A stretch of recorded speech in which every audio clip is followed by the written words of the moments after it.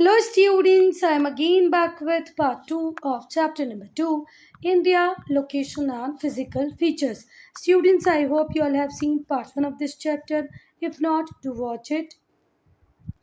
बेटा यहाँ तक हम लोग पार्ट 1 में पढ़ चुके हैं. हम लोग पार्ट 2 स्टार्ट करेंगे नॉर्दर्न प्लेन से. तो बेटा जो नॉर्दर्न प्लेन्स हैं ये मोस्ट फर्टाइल प्लेन है पूरे इंडिया के. मतलब इंडिया में अगर पूछा जाए कि सबसे ज़्यादा फर्टाइल प्लेन्स कहाँ पर मिलेंगे, लेवल लैंड आपको कहाँ पर मिलेगी, तो क्या बोलोगे? नॉर्दर्न प्लेन्स में. ठीक कोई बात. जो नॉर्दर्न प्लेन्स हैं ये हमारे नॉर्दर्न इंडिया का बहुत बड़ा पार्ट ऑक्यूपाई करते हैं. अगर मैं नॉर्दर्न इंडिया की बात करूँ तो हमारे नॉर्दर्न इंडिया का बहुत बड़ा पार्ट किसने ऑक्यूपाई कर रखा है? नॉर्दर्न प्लेन्स ने. अब मेरी बात सुनो. देखो लोकेशन की अगर हम बात करें तो ये रहा हमारा इंडिया का मैप और यहाँ पर है सपोज करो हिमालयन माउंटेन्स. तो हिमालयन माउंटेन्स के साउथ में ही है बेटा नॉर्दर्न प्लेन्स. ये क्या है? Northern plains. ठीक कोई बात. तो नॉर्दर्न प्लेन्स की लोकेशन समझ में आई? क्लियर है. चलो. They lie towards the south of northern mountain. ये रहे नॉर्दर्न माउंटेन जिन्हें हम हिमालयन माउंटेन भी कहते हैं. उसके साउथ में ये है नॉर्थ, ये साउथ, ये ईस्ट और ये वेस्ट. तो साउथ ये डायरेक्शन में है ना. तो नॉर्दर्न माउंटेन्स के साउथ में मिलेंगे नॉर्दर्न प्लेन्स. इन्हें हम इंडो गंगा ब्रह्मपुत्र प्लेन्स भी कहते हैं. क्यों कहते हैं? क्योंकि बच्चा इंडस रिवर और उसकी ट्रिब्यूटरीज, गंगा रिवर और उसकी ट्रिब्यूटरीज ने बनाए हैं हमारे नॉर्दर्न प्लेन्स. ये एक्सटेंड करते हैं सतलज रिवर वेस्ट में, सतलज रिवर से लेके ब्रह्मपुत्र में मतलब ईस्ट में ब्रह्मपुत्र रिवर तक. सतलज वेस्ट में है इंडिया का. ये रहा नॉर्थ, ये साउथ, ये ईस्ट और ये वेस्ट. तो वेस्ट में यहाँ पर ये सतलज रिवर से स्टार्ट होते हैं और ईस्ट में ब्रह्मपुत्र रिवर पे खत्म होते हैं. इनकी जो विड्थ है बेटा, जो नॉर्दर्न प्लेन्स है इनकी जो विड्थ है ईस्ट में आते आते तक बहुत कम होने लग जाती है, बहुत कम हो जाती है. दिखाओ मैप में. तो बेटा ये देखो ये नॉर्दर्न प्लेन्स हैं. ये देखो ये पंजाब, हरियाणा, यूपी, बिहार, वेस्ट बंगाल, ये सब नॉर्दर्न प्लेन्स के ही पार्ट है. तो देखो नॉर्दर्न प्लेन्स यहाँ पर थोड़े से ब्रॉड थे, यहाँ आते आते पतले हो गए. देखो इनकी विड्थ ईस्ट में जाते जाते तक बहुत कम हो जाती है. जो विड्थ है नॉर्दर्न प्लेन्स की वो डिक्रीज हो जाती है टुवर्ड्स द ईस्ट. मतलब वेस्ट में थोड़े से आपको इनकी विड्थ ज़्यादा मिलेगी, ईस्ट में विड्थ कम है. जो नॉर्दर्न प्लेन्स हैं बच्चा वो बने हैं फाइन सिल्ट से. और ये फाइन सिल्ट, ये फर्टाइल सॉइल लेके आने वाली कौन है बेटा? रिवर्स. जो कहाँ से आती? हिमालय. तो हिमालय से जो नदियाँ आती हैं वो अपना फाइन सिल्ट इस नॉर्दर्न प्लेन्स पे डिपॉजिट कर देती हैं. ये जो फर्टाइल सिल्ट है, ये जो फर्टाइल सॉइल है, इसी को हम कहते हैं एल्यूवियम. क्या कहते हैं? एल्यूवियम. जो थिकनेस है एल्यूवियम डिपॉजिट की, जो बहुत सारी नदियाँ अलग अलग अलग जगह से लेके आती हैं और यहाँ पर जमा करती हैं, ये वेरी होता है प्लेस टू प्लेस. कहीं पर एल्यूवियम बहुत ज़्यादा है, कहीं पर एल्यूवियम का जो डिपॉजिट है वो कम है. तो जो थिकनेस है एल्यूवियम की वो प्लेस टू प्लेस वेरी करती है. बेटा जो नॉर्दर्न प्लेन्स हैं उन्हें हम 4 पार्ट्स में डिवाइड कर देंगे. पहले हम पढ़ेंगे राजस्थान के प्लेन्स को. तो जो राजस्थान का प्लेन है उसे आप ग्रेट इंडियन डेजर्ट या थार डेजर्ट भी कहेंगे. ये राजस्थान का पूरा वेस्टर्न पार्ट कवर करते हैं. राजस्थान जो लार्जेस्ट स्टेट है इंडिया का, उसका पूरा के पूरा वेस्टर्न पार्ट कौन कवर करता है? Great Indian desert. यहाँ पर बहुत सारी छोटी छोटी सी शॉर्ट सीजनल स्ट्रीम हैं, मतलब नदियाँ होती हैं, पर वो एक पर्टिकुलर टाइम में ही दिखाई पड़ती है, फिर सारी खत्म हो जाती हैं. जो सी तक तो कभी पहुंच ही नहीं पाती. Therefore this is an area of inland drainage. बेटा देखो अगर इस एरिया, यहाँ पर समझ करो ओशन है, अगर यहाँ से निकलती हुई नदियाँ ओशन तक पहुँचे तो इस एरिया को कभी भी इनलैंड ड्रेनेज का एरिया नहीं कहेंगे. पर यहाँ पर जितनी भी रिवर्स हैं वो कभी ओशन में पहुंच ही नहीं पाती. यहाँ पे स्टार्ट हुई यहीं ख़त्म हो गई, यहाँ पर स्टार्ट हुई यहीं पे ख़त्म हो गई. तो इस एरिया को क्या कहेंगे बेटा? Area of inland drainage. यहाँ पे रिवर स्टार्ट हुई और यहाँ ख़त्म भी हो गई, ओशन तक पहुँची ही नहीं.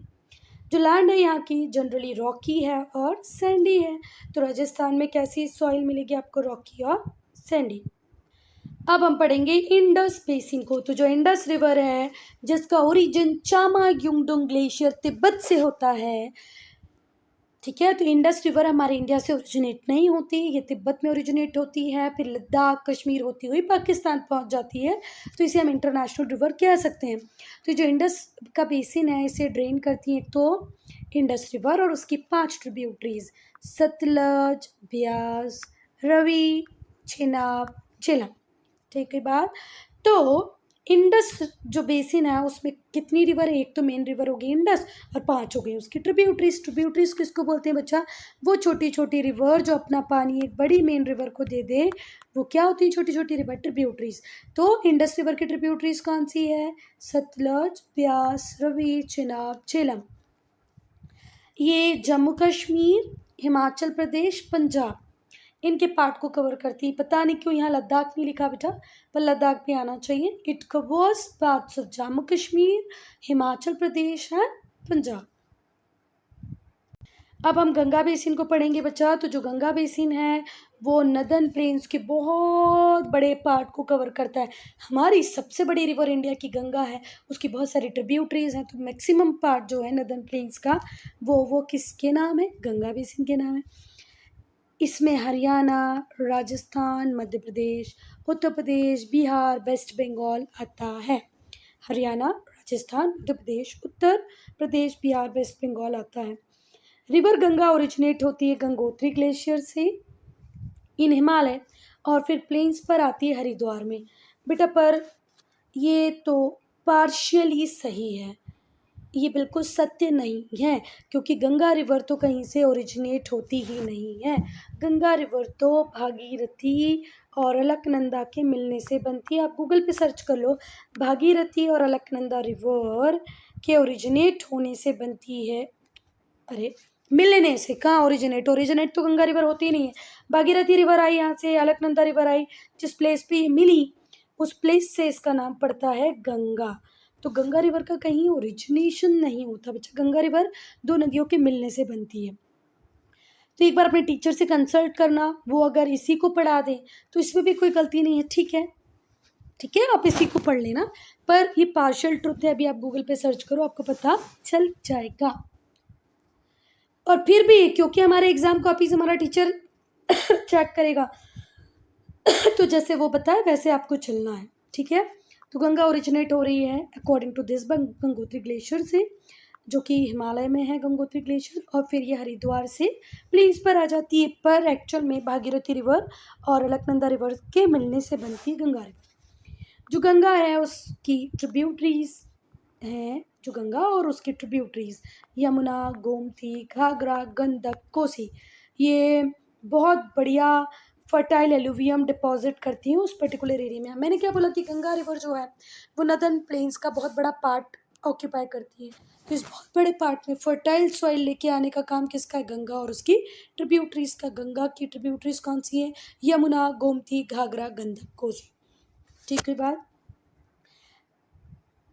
और बेटा कुछ रिवर्स तो साउथ से भी आती हैं यहाँ पर, मतलब डेक्कन, सॉरी डेक्कन नहीं, पेनिनसुलर प्लेट्यू का जो सेंट्रल हाईलैंड वाला पार्ट है, ऊपर वाला पार्ट है, उस पार्ट से देखो, जैसे ये रहा इंडिया, तो ये वाले लोअर पार्ट को हम डेक्कन प्लेट्यू कहते हैं, ऊपर वाला सेंट्रल हाईलैंड होता है जिसमें अगेन मालवा प्लेट्यू और छोटा नागपुर प्लेट्यू होता है। तो इस प्लेट्यू रीजन से भी कुछ रिवर ओरिजिनेट होती हैं और जाके गंगा की ट्रिब्यूटरी बन जाती हैं। वो कौन कौन सी रिवर हैं जो पेनिनसुलर प्लेट्यू में ओरिजिनेट हुई और रिवर गंगा की ट्रिब्यूटरी बनी, वो है चंबल, बेतवा, केन, सोन। एक बार हम देखते हैं बेटा, बुक में आप लोगों की बुक में प्रॉपर मैप रिवर्स का नहीं दिया है, तो अभी गूगल इमेजेस पे चले जाना, वहाँ पर देखना आप कि जैसे ये सॉरी जैसे ये रही भागीरथी, अलकनंदा, ये यहाँ पर मिली, यहाँ से गंगा बन गई, तो गंगा को राइट हैंड बैंक पे, लेफ्ट हैंड बैंक पे बहुत सारी ट्रिब्यूटरीज ज्वाइन करती हैं, और हमारे सेंट्रल हाईलैंड से मतलब पेनिनसुलर प्लेट्यू के नदन पार्ट से भी बहुत सारी रिवर्स निकल के ज्वाइन करती हैं। ये सब गंगा की क्या बन जाती हैं, ट्रिब्यूटरी। अब पेनिनसुलर प्लेट्यू की कौन कौन सी रिवर, चंबल, बेतवा, केन, सोन, ये इस प्लेन को बनाने में बहुत कुछ कंट्रीब्यूट करती हैं। जो जनरल स्लोप है इस एरिया का वो ईस्ट की तरफ है, किसकी तरफ है, ईस्ट की तरफ है। जो जनरल स्लोप है इस एरिया का वो ईस्ट की तरफ है। अब हम पढ़ेंगे बेटा ब्रह्मपुत्र वैली को। तो जो ब्रह्मपुत्र वैली है, या इसे हम असम प्लेन भी कह सकते हैं, ये ईस्टर्न इंडिया में है। जैसे अभी हमने बताया था ना कि ईस्टर्न पार्ट में आते आते आते इसकी विड्थ बहुत ज़्यादा कम हो जाती है। तो सबसे ज़्यादा कम तो कहाँ पर ही होती है? असम में। तो जो ब्रह्मपुत्र वैली है उसी का ही दूसरा नाम है असम प्लेन्स। ये ईस्टर्न इंडिया में है। जो ब्रह्मपुत्र रिवर है उसका ओरिजिन तिब्बत में होता है, जहाँ पर इसे सांगपो कहा जाता है। ब्रह्मपुत्र रिवर तिब्बत से ओरिजिनेट होती है, वहाँ पर उसका नाम सांगपो होता है। फिर ये इंडिया आती है और इंडिया से बांग्लादेश चली जाती है। ये इंडिया में एंटर होती है कहाँ के थ्रू? अरुणाचल प्रदेश के थ्रू। ये जो रिवर है ये अपने साथ बहुत सारा सिल्ट लेके आती है। From Assam it enters Bangladesh. और असम से कहाँ चली जाती है बच्चा? बांग्लादेश चली जाती है, जहाँ पर इसका नाम हो जाता है जमुना। तो ओरिजिनेट होगी तिब्बत में, नाम होगा सांगपो। इंडिया आएगी, नाम होगा अरुणाचल प्रदेश। बांग्लादेश जाएगी, नाम हो जाएगा जमुना। जो गंगा है और जो ब्रह्मपुत्र है ये एक जगह मिलती हैं और दुनिया का सबसे बड़ा डेल्टा बनाती है, जिसे हम सुंदरबन डेल्टा कहते हैं। क्या कहते हैं? सुंदरबन डेल्टा, सुंदरबंस। जो मेजर पार्ट है सुंदरबन डेल्टा का वो कहाँ पर है? बांग्लादेश में है। सुंदरबन डेल्टा का मेजर पार्ट कहाँ पर है? बांग्लादेश में। जो नदर्न प्लेन्स हैं उनके बहुत सारे एडवांटेजेस हैं, जैसे कि ये फ्लैट सरफेस होते हैं, यहाँ पर रोड आसानी से बन जाती है, रेलवे। अब बेटा तुम लोग थोड़ा सा सोचो, माउंटेन्स पे घर बनाना, कम्युनिकेशन चैनल एस्टेब्लिश करना ज़्यादा आसान है कि प्लेन्स पे? तो ऑब्वियसली बात है प्लेन्स पे तो फ्लैट सरफेस हमें रोड और रेलवेज बनाने में हेल्प करता है। हर साल न्यू एल्यूवियम सॉइल मिलती है जो कि बहुत ही फर्टाइल होती है। रिवर्स पानी दे देती हैं इरिगेशन के लिए, इंडस्ट्रियल पर्पसेस के लिए और भी हमारे होम पर्पसेस के लिए। फेवरेबल क्लाइमेट होता है पूरे साल भर और फार्मिंग भी बहुत अच्छी होती है। और बेटा ये किस शेप का है? ये है ट्राइंगल शेप का। इस टाइप का शेप है, इसीलिए इसे हम कैसे कहते हैं कि भाई ये रफली ट्रायंगुलर शेप का है।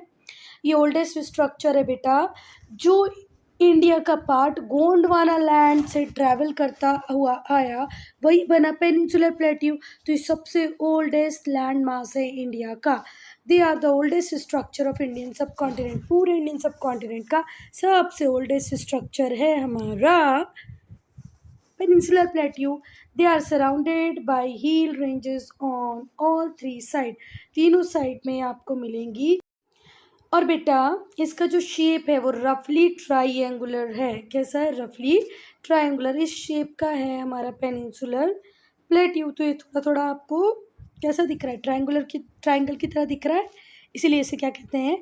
दे आर रफली ट्राइंगुलर इन शेप। बेटा ये जो पार्ट है हमारे इंडियन सब कॉन्टिनेंट का, ये इंडिया का ओल्डेस्ट लैंड मास है। मतलब जब हमारा इंडिया का ये वाला पार्ट गोंडवाना लैंड जब थी उसमें एग्जिस्ट करता था, गोंडवाना लैंड से टूट के ये यहाँ पर आया है, तो ये ओल्डेस्ट लैंड मास है। इसके सामने हमारे हिमालयाज और नदर्न प्लेन्स तो बहुत न्यू हैं। तो oldest land form of India peninsular plateau. They are oldest structure of Indian subcontinent. पूरे इंडियन सब कॉन्टिनेंट किसको बोलते हैं बेटा? नेपाल, भूटान, अफगानिस्तान, पाकिस्तान, इंडिया को मिला के क्या कहते हैं? इंडियन सब कॉन्टिनेंट। और इन सब का सबसे पुराना स्ट्रक्चर है peninsular plateau. They are surrounded by hill on all three side. तीनों साइड्स में इसमें आपको क्या मिलेगी? हिल्स। कुछ इस शेप का है हमारा पेनिनसुलर प्लेट्यू। तीनों साइड्स में हिल मिलेगी। यहाँ पर अरावली हिल मिलेगी, विंध्यास मिलेंगी, सतपुड़ा मिलेगी, वेस्टर्न घाट्स मिलेंगे, ईस्टर्न घाट्स मिलेंगे। और ये जो ईस्टर्न घाट्स हैं और ये जो वेस्टर्न घाट्स हैं, ये इसकी ईस्टर्न और वेस्टर्न बाउंड्री बनाते हैं। किसकी? पेनिनसुलर प्लेट्यू की। जो वेस्टर्न घाट है और बेटा जो ईस्टर्न घाट्स हैं ये इसकी वेस्टर्न और ईस्टर्न बाउंड्रीज बनाते हैं। नॉर्थ में इसको मिलेगा अरावली, विंध्या, सतपुड़ा और राजमहल हिल्स। पर हिमालय की तरह बच्चा यहाँ पर किसी भी हिल्स के ऊपर स्नो नहीं है, बर्फ नहीं है। However unlike the Himalaya these ranges have no snowfield. यहाँ पर कोई स्नोफील्ड नहीं है, कोई ग्लेशियर नहीं है। मतलब देखो हमारे हिमालयन माउंटेन रेंजेस में तो बड़े बड़े ग्लेशियर्स हैं, आइस कैप्स हैं उनके पीक्स पर यहाँ पर नहीं है। जो एवरेज हाइट है प्लेट्यू पर रेंजेस की, the average height of plateau ranges from 600 meters to 900 meters, मतलब इस प्लेट्यू रीजन में जितनी भी आपको हिल्स मिलेंगी, माउंट हिल्स मिलेंगी, उनकी हाइट किस रेंज में आती है, 600 से लेके 900 मीटर्स तक। और जो स्लोप है वो वेस्ट से ईस्ट की तरफ है, मतलब ये जो पेनिनसुलर प्लेट्यू है इसका स्लोप ऐसा है, मतलब इस तरफ झुका हुआ है, ईस्ट की तरफ। तभी तो बहुत सारी नदियाँ कृष्णा, कावेरी, गोदावरी जो यहाँ पर ओरिजिनेट होती हैं, ये बहकर कहाँ पहुँचती हैं, बे ऑफ बंगाल में। सिर्फ दो ही रिवर है पेनिनसुलर प्लेट्यू की, एक है रिवर नर्मदा और दूसरी है रिवर तापी, जो वेस्ट वर्ड फ्लो करती है, मतलब अरेबियन सी में जाके अपना माउथ बनाती हैं। बाकी कृष्णा, कावेरी, गोदावरी, महानदी ये सब बे ऑफ बंगाल में ड्रेन करती है। जो पेनिनसुलर प्लेट्यू है ये बना हुआ है ब्लैक लावा सॉइल से, मतलब जो हमारा पेनिनसुलर प्लेट्यू है इसका जो ओरिजिन है वो वॉल्केनिक है। ये इग्नियस और मेटामॉर्फिक रॉक से बना हुआ है। यहाँ अंड्यूलेटिंग सरफेस है, लो हील्स है, अंड्यूलेटिंग मतलब ऊबड़ खाबड़, है ना। लो हील्स हैं, ये होते हैं बेटा, देखो ये होते हैं माउंटेन्स जिनका पीक होता है, ये होती हैं हील्स। तो यहाँ पर आपको बेसिकली हील्स देखने को मिलेंगी। जो रिवर नर्मदा है वो डिवाइड कर देती है पूरे प्लेट्यू को दो पार्ट में, एक है सेंट्रल आइलैंड, दूसरा है डेक्कन प्लेट्यू। तो ये जो हमारा पेनिनसुलर प्लेट्यू है इसको रिवर नर्मदा दो भागों में डिवाइड कर देती है। नीचे वाला पार्ट होता है डेक्कन प्लेट्यू और ऊपर वाला पार्ट होता है सेंट्रल आइलैंड। सेंट्रल आइलैंड फिर फर्दर डिवाइडेड है दो पार्ट में, छोटा नागपुर प्लेट्यू और मालवा प्लेट्यू। यहाँ पर है मालवा प्लेट्यू, यहाँ छोटा नागपुर प्लेट्यू। अब हम पढ़ेंगे सेंट्रल हाईलैंड्स को। तो जो सेंट्रल हाईलैंड्स है बच्चा, ये नदर्न पार्ट को फॉर्म करते हैं पेनिनसुलर प्लेट्यू के। यहाँ पर सीरीज में प्लेट्यू हैं, जैसे मालवा प्लेट्यू है, बुंदेलखंड है, बघेलखंड है, छोटा नागपुर। तो सेंट्रल हाईलैंड के अंदर कितने प्लेट्यू आ रहे हैं बच्चा, बुंदेलखंड, बघेलखंड, मालवा, छोटा नागपुर, 4 प्लेट्यूज आ रहे हैं। ये जो प्लेट्यूज हैं ये इग्नियस रॉक से बने हैं। इग्नियस रॉक्स का ओरिजिन वॉल्केनिक एक्टिविटी से होता है।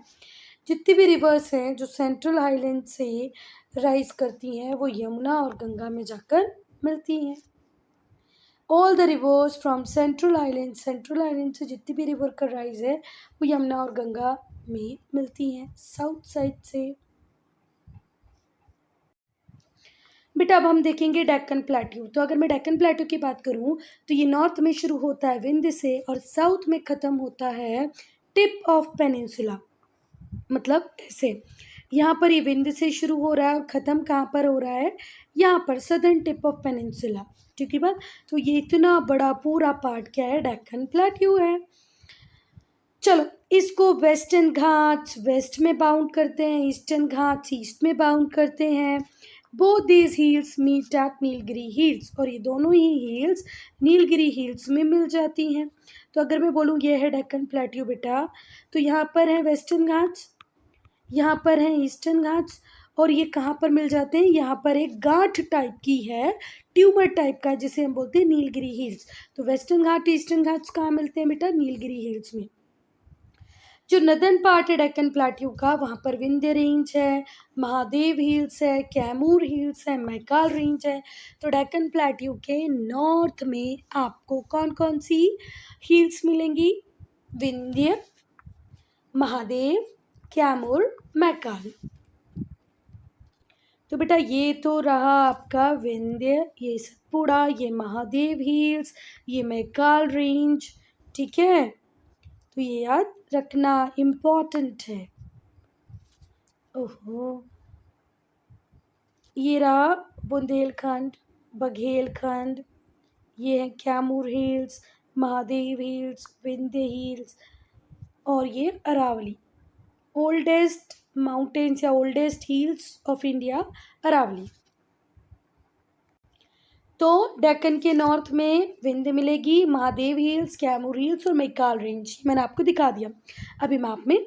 अब वेस्टर्न घाट्स की बात करें तो इन्हें सह्याद्री भी कहते हैं, वेस्टर्न घाट्स को हम सह्याद्री भी कहते हैं, वेस्टर्न घाट्स को हम सह्याद्री भी कहते हैं। नीलगिरी, अनायमली, कार्डमम हिल्स, देखो सह्याद्री हिल्स किसको कहते हैं, वेस्टर्न घाट्स को नहीं, वेस्टर्न घाट्स को हम क्या भी कहते हैं, सह्याद्री भी कहते हैं।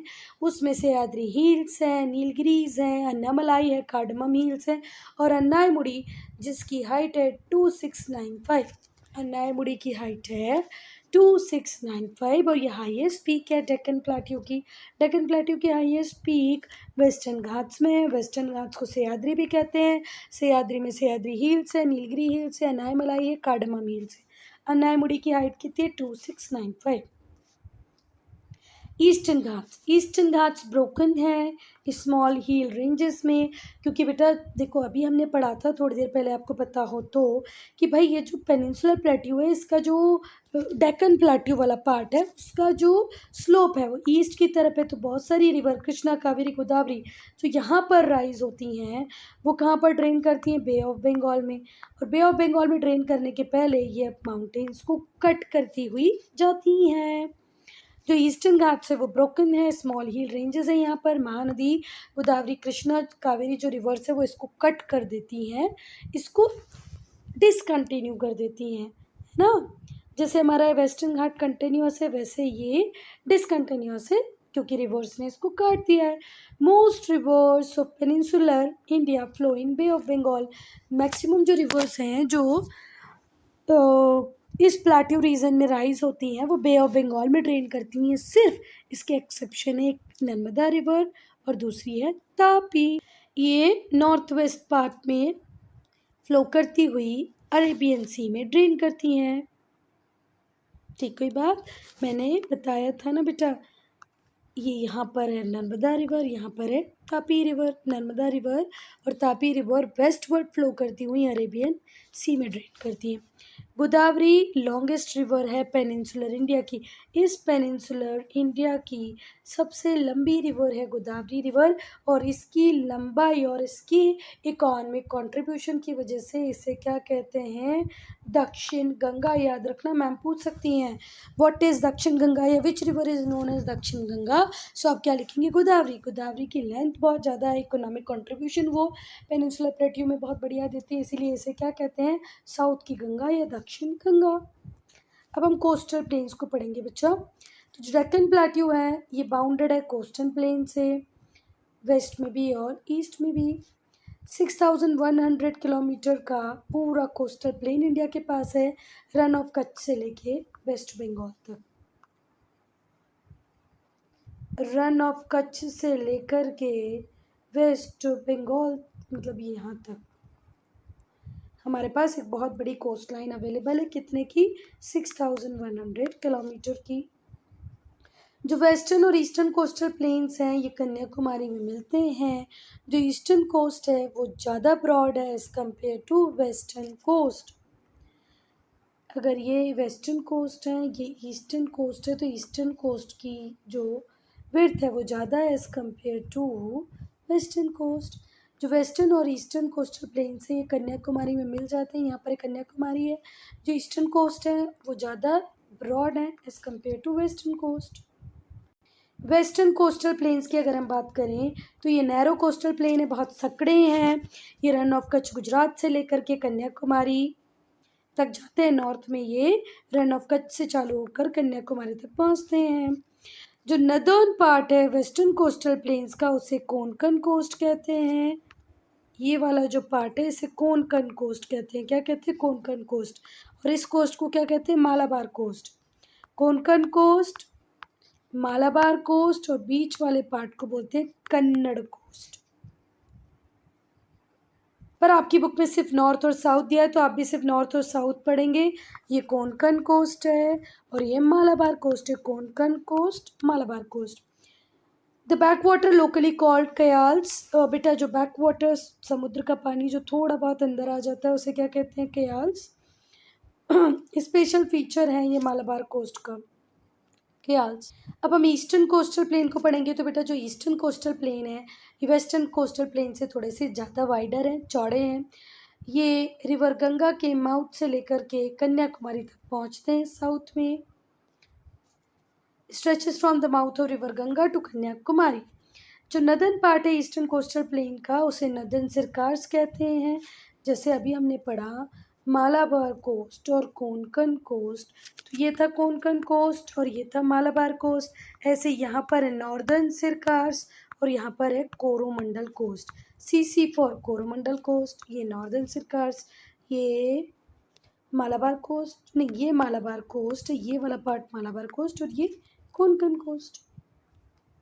जो नदर्न पार्ट है ईस्टर्न कोस्टल प्लेन का उसे नदर्न सिरकार्स कहते हैं, जो सदर्न पार्ट है उसे कोरोमंडल कोस्ट कहते हैं। बहुत सारी रिवर जैसे महानदी, गोदावरी, कृष्णा, कावेरी ये अपना फर्टाइल डेल्टा बनाती है ईस्टर्न कोस्टल प्लेन पे। देखो यहाँ से बहुत सारी रिवर निकलती हैं, ये अपने डेल्टा बनाती हैं कहाँ पर, ईस्टर्न कोस्टल प्लेन्स पे।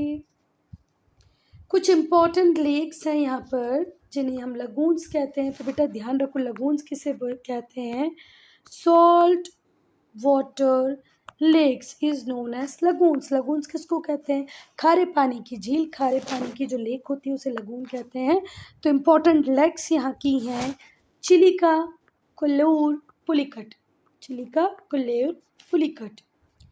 अब आइलैंड्स को पढ़ेंगे तो हमारे पास 2 सेट्स ऑफ आइलैंड ग्रुप्स भी हैं। एक और था कोको आइलैंड। क्या था बेटा, कोको आइलैंड। वो हमने किसको दे दिया, हमने दिया था किसी और को, किसी और ने दे दिया किसी और को। अब फाइनली ये चाइना के पास है और हमारे लिए सर का दर्द बन गया है।